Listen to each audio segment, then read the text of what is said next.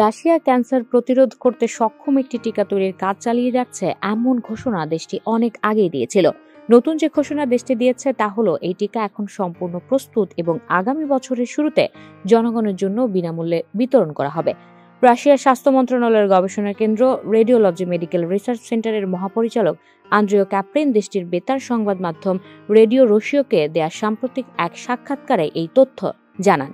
তথ্য অনুযায়ী এই টিকা সত্যি সত্যি বাজারে এলে তা হবে শতাব্দীর অন্যতম সেরা উদ্ভাবন। আন্দ্রিও ক্যাপ্রিন বলেন, আশা করছি 2025 সালের শুরুর দিকে জনগণের জন্য আমরা এই টিকা উন্মুক্ত করতে পারব। সাক্ষাৎকারে রাশিয়ার স্বাস্থ্য মন্ত্রণালয়ের এই জ্যেষ্ঠ কর্মকর্তা আরও জানান, নতুন এই টিকাটি প্রস্তুতে সর্বাধুনিক মেসেঞ্জার আরএনএ বা এমআরএনএ প্রযুক্তি অনুসরণ করা হয়েছে।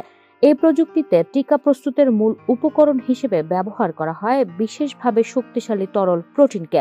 টিকার মাধ্যমে এই প্রোটিন মানবদেহে প্রবেশের পর ক্যান্সার সৃষ্টির জন্য দায়ী কোষগুলোকে ধ্বংসের জন্য রোগ প্রতিরোধ ব্যবস্থাকে প্রশিক্ষিত করে তুলবে। রাশিয়ার বেশ কয়েকটি প্রথম সারির ক্যান্সার গবেষণা কেন্দ্রের সঙ্গে সমন্বিতভাবে টিকাটি প্রস্তুত করেছে স্বাস্থ্য মন্ত্রণালয়।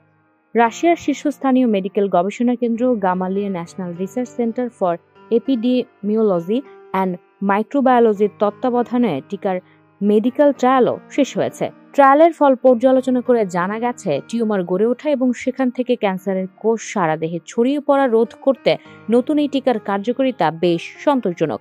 এর আগে চলতি বছরের শুরুতে রাশিয়ার প্রেসিডেন্ট ভ্লাদিমির পুতিন টেলিভিশনে দেয়া এক বক্তব্যে বলেন, ক্যান্সার প্রতিরোধ করতে সক্ষম টিকা তৈরির কাজ শেষ করার খুব কাছাকাছি চলে এসেছি আমরা। যুক্তরাষ্ট্রসহ বেশ কয়েকটি দেশ ক্যান্সার প্রতিরোধী টিকা তৈরি করছে, তবে এ পর্যন্ত এই সংক্রান্ত কোনো টিকাই বাজারে আসেনি। প্রসঙ্গত, করোনা মহামারীর সময়ও সেই রোগের টিকা প্রস্তুত করে তাক লাগিয়ে দিয়েছিল Russia.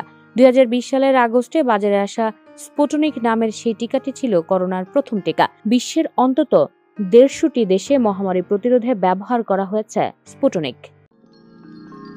You are watching Raj TV, Jagorone, Bangladesh. Please subscribe our channel.